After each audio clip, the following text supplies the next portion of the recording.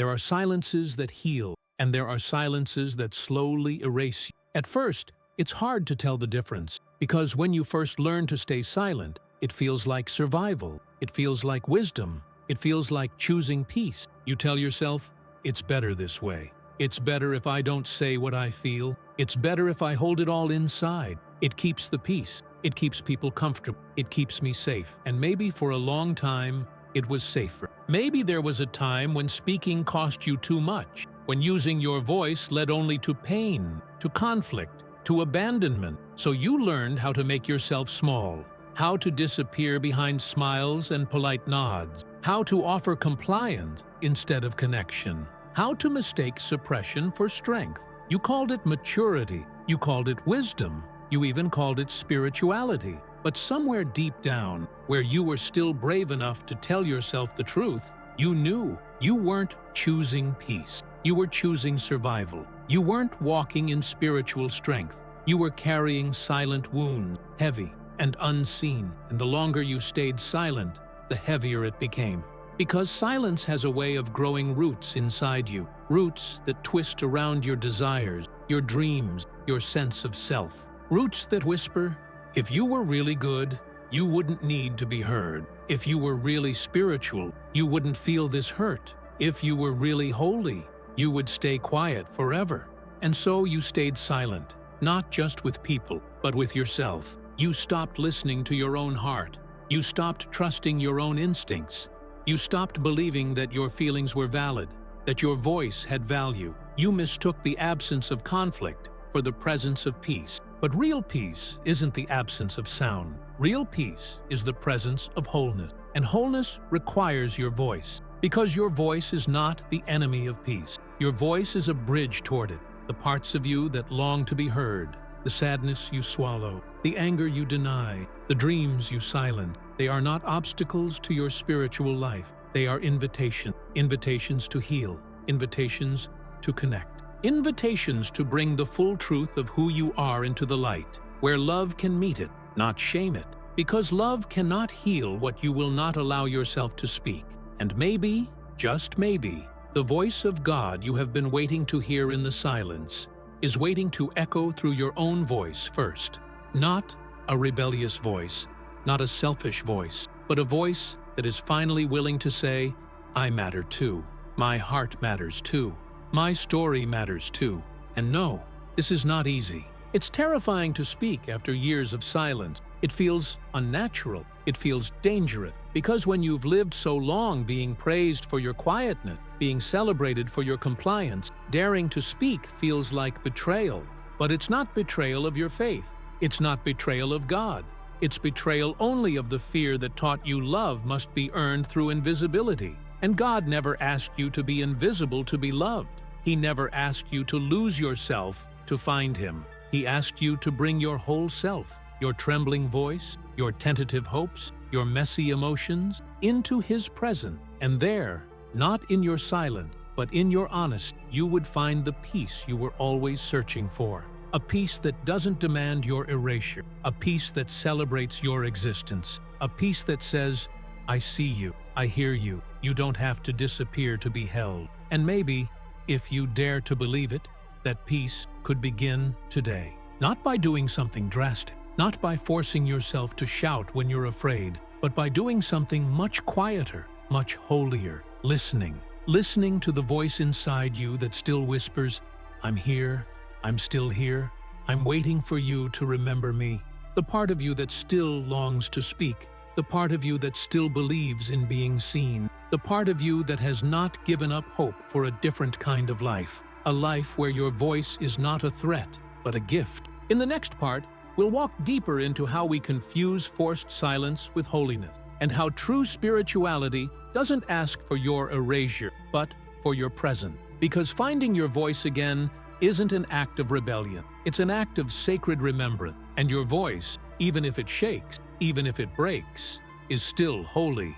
Sometimes the most dangerous prisons are the ones we build in the name of faith, not because faith is dangerous, but because fear dressed as faith can be. And when fear wears a mask of spirituality, it becomes almost impossible to recognize. It speaks the language of holiness. It uses the words of sacrifice. It sounds so close to the truth that it convinces you. If you stay silent, you are pleasing God. If you suppress your need, your emotions, your voice, you are being holy. If you disappear a little more each day, you are becoming who you were meant to be. But real holiness was never about disappearing. It was about becoming more fully alive. Alive in truth, alive in love, alive in the wholeness of who God created you to be. There is a dangerous counterfeit that teaches us to confuse silence with sanctity. A counterfeit that tells you holiness looks like never disagreeing, never questioning, never feeling anger, never expressing grief. But if you look at the lives of those God used, the prophets, the psalmists, the disciples, even Jesus himself, you'll see a different picture. You'll see people who spoke up, people who wept loudly, people who overturned tables, people who wrestled with God in the night and walked away limping but blessed. Real faith doesn't silence your humanity. Real faith teaches you how to bring your humanity into the light, how to let it be shaped, not erased. And yet, for so many of us, that wasn't the story we were told. We were told that good Christians are quiet Christians. Good Christians are agreeable. Good Christians never make waves. We weren't taught to ask, is my silence born from love or from fear? We were only taught that silence itself was virtuous. And so, without realizing it, we internalized a dangerous lie. If I am hurting, I must be wrong. If I am angry, I must be sinful. If I have needs, I must be selfish. We learned to fast not just from food or distractions, but from ourselves, from our own hearts, from our own voices. We learned to associate spirituality with suppression, believing that if we could just make ourselves small enough, quiet enough, invisible enough, we would finally reach the peace we crave. But the peace that comes from suppression is not real peace. It's just silence layered over suffering. It's not reconciliation. It's resignation. It's not freedom. It's fear repackaged as obedience. And the tragedy is that when we live this way long enough, we forget there was ever another way. We forget that the God who called Moses also listened when Moses said, "I'm afraid, I'm not good with words." We forget that the God who called David welcomed the psalms that cried out in anger, in despair, in raw, messy honesty. We forget that the God who walked among us in human skin wept at tombs, overturned tables in temple, and asked hard questions of religious authority. God is not scandalized by your voice. He is not threatened by your emotion. He is not offended by your honesty. He is the one who gave you your voice in the first place. He is the one who crafted your heart to feel deeply, to care passionately, to speak truthfully. And yet, for so many of us, the voice that God placed inside us became a source of shame instead of celebration. We learned to apologize for feeling too much. We learned to shrink back when our instincts told us to speak. We learned to interpret every rising of emotion as evidence that we were failing spiritually. But what if your emotions are not signs of spiritual failure? What if they are signs of spiritual life? What if the very feelings you were taught to fear, the grief, the longing, the anger, the passion, are sacred messengers trying to lead you back to your heart, and through your heart, back to God? Because the enemy of faith is not feeling. The enemy of faith is fear. And fear loves to masquerade as holiness. Fear tells you that to be acceptable, you must be silent. Fear tells you that to be spiritual, you must be invisible. Fear tells you that to be loved, you must erase yourself. But love tells a different story. Love says you are seen. Love says you are heard. Love says you are welcome. Not just the polished parts, but the whole of you. Love doesn't demand your silence. Love invites your voice. And the first step toward true peace isn't shutting down your soul. It's learning to listen to it again, learning to hear the buried parts of you that are still alive, still longing, still brave enough to hope that there is a different way to live, a way where you don't have to disappear to be spiritual, a way where you don't have to choose between honesty and holiness, a way where your voice is not a threat to God's love, but a testimony of it. In the next part, we'll step deeper into the cost of this forced silence, what it does to your spirit, your relationships, and your sense of self, and how, With tenderness and courage, you can begin to reclaim the voice you were never meant to lose. Because finding your voice isn't just about speaking louder, it's about coming home to yourself and finding, to your astonishment, that God has been waiting there for you all along. Silence always costs something. Sometimes, in the beginning, it feels like the cost is small, almost invisible. You swallow a thought here. You hide a feeling there. You tell yourself it's not worth it. You tell yourself it's better this way. You convince yourself you're being mature, spiritual, wise. But little by little, something inside begins to change. At first, it's so quiet you barely notice it. You just feel a little more tired after conversation where you didn't say what you really meant. A little more hollow after moments where you nodded along but disagreed in your soul. A little more invisible after every time you laughed when you really wanted to cry, stayed when you really wanted to walk away, apologized when you hadn't done anything wrong. It's slow, it's subtle, it's almost noble. And then one day, you realize you don't recognize the sound of your own voice anymore. You've trained yourself so well to be agreeable, to be silent, to be palatable, that even when you're alone, you hesitate to speak your truth, even to yourself. You hesitate to admit when you're hurt. You hesitate to dream too big. You hesitate to even feel what's real inside you because you've spent so long suppressing, you forgot how to express. And the scariest part?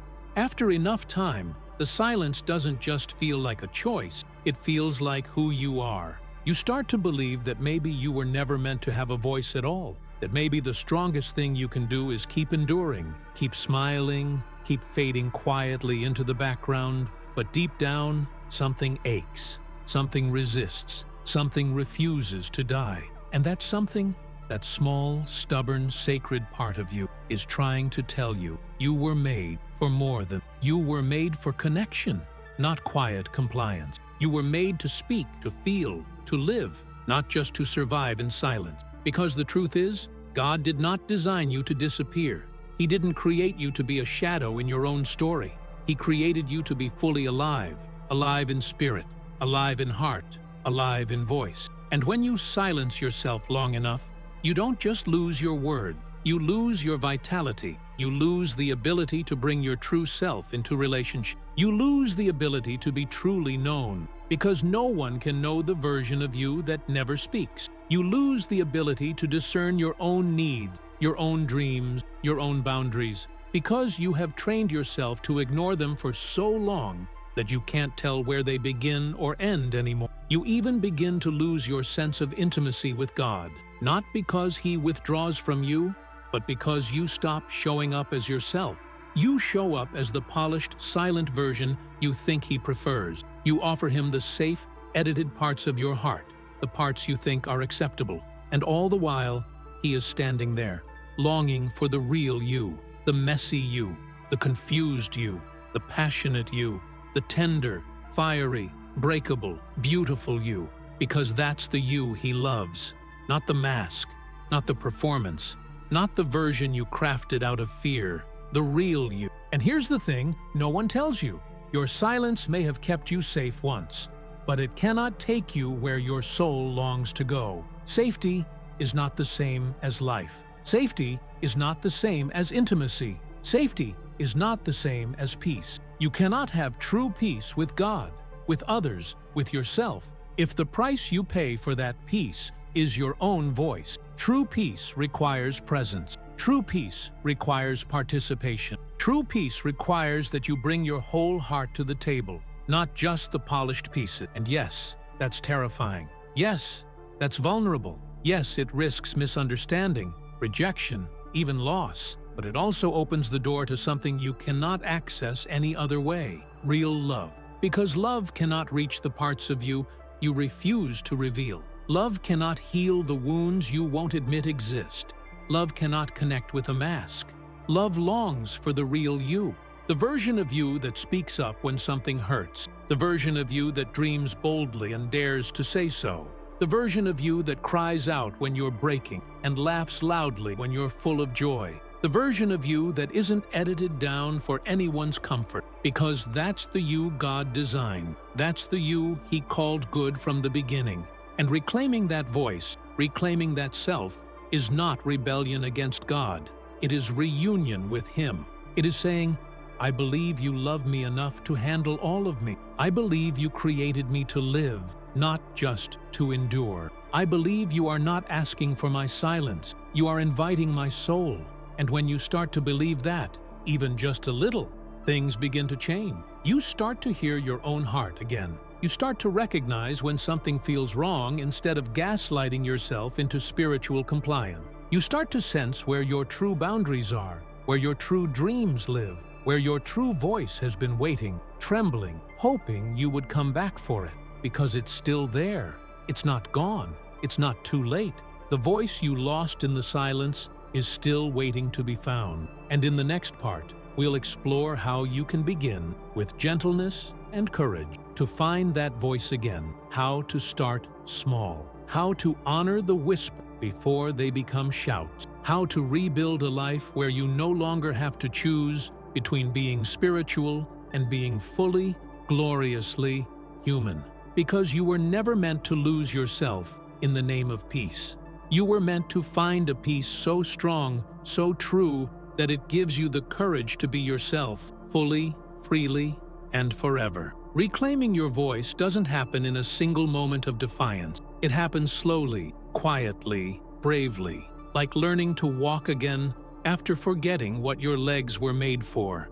It happens in tiny choices that don't seem revolutionary on the surface, but are absolutely sacred underneath. It happens every time you choose to listen to yourself instead of immediately silencing that small inner whisper. Every time you allow yourself to feel, even when the feelings are uncomfortable. Every time you let a no rise inside you without strangling it in shame. Every time you allow your desires to speak before you rush to dismiss them as selfish. At first, it feels unnatural. It feels wrong. It feels selfish, even dangerous, because the silence was familiar. The suppression was comfortable, in the way chains become comfortable after you've worn them long enough. But the discomfort you feel when you begin to reclaim your voice is not the discomfort of doing something wrong. It's the discomfort of stepping into freedom. It's the ache of muscles stretching after too much stillness. It's the dizziness of breathing deeply after years of shallow, careful breaths. And it's holy, because the truth is, honoring your voice is not rebellion against your faith. It's a return to it. It's a return to the belief that the God who crafted your soul didn't make a mistake when He gave you passions, desires, instincts, dream. It's a return to the belief that your emotions are not obstacles to spirituality. They are invitations to deeper intimacy with the Spirit who feels more deeply than you ever could. It's a return to the belief that truth is not fragile. Truth doesn't need to be protected by silence. Truth stands strong when voices rise in honesty and hearts beat loud with life. So how do you begin? You begin small. You begin with moments that seem insignificant, but are actually sacred reawakenings. You begin by telling yourself the truth, even if you're not ready to tell anyone else yet. You begin by noticing where you feel yourself shrinking out of habit, and gently choosing, if only for a breath, to stay full-sized. You begin by letting yourself want things again, without immediately labeling those desires as selfish or wrong. You begin by praying differently, not asking God to erase your voice, but asking Him to bless it, to refine it, to amplify it in love. And slowly, you start to hear yourself again. You hear the parts of you that have been whispering in the corners of your soul, waiting for permission to speak. You hear the ache. You hear the hope. You hear the dreams you buried under layers of survival. And maybe for the first time in a long time, you answer back, I hear you. You're not wrong to want more. You're not bad for needing space, or truth, or joy, or change. And the more you listen, the more you realize God has been speaking there too. Not in the voice that demanded you disappear, not in the voice that shamed you into silence, but in the voice that calls you beloved, in the voice that says you are fearfully and wonderfully made, in the voice that weeps when you weep and rejoices when you dare to live again. Because here is something you must know. Finding your voice is not just about you. It's about everyone who will hear freedom in your sound. It's about everyone who has been waiting in their own silence for someone to show them it's safe to be whole. When you find your voice, you don't just heal yourself. You crack open a door for others to walk through. You become a lighthouse, not because you shout the loudest, but because your very being says, it's safe to be seen, it's safe to be real, it's safe to be alive. And this matters more than you know, because there are people whose lives will change because you dared to stop disappearing. There are people whose chains will break because you dared to let your heart beat loudly again. And it all begins here, not with a roar, not with a rebellion, but with a quiet, trembling, holy yes. Yes to your own existence. Yes to your own worthiness. Yes to the life within you that is aching to rise. It's not too late.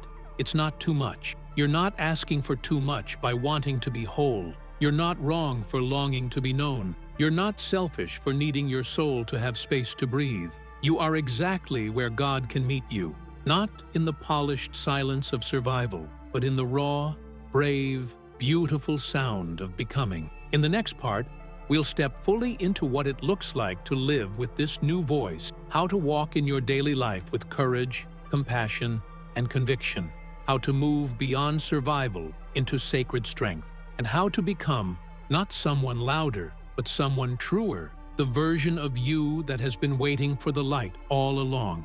Because when your voice returns, so does your life. And life, full, free, fierce life, is the greatest testimony you can ever give. Living with your reclaimed voice is not about being loud. It's about being whole. It's about moving through life with the quiet, unshakable conviction that you are allowed to exist, that your presence matters, that your heart is not a mistake to hide, but a miracle to offer. And the beauty of this journey is that it's not about forcing anything. It's not about proving your strength through shouting.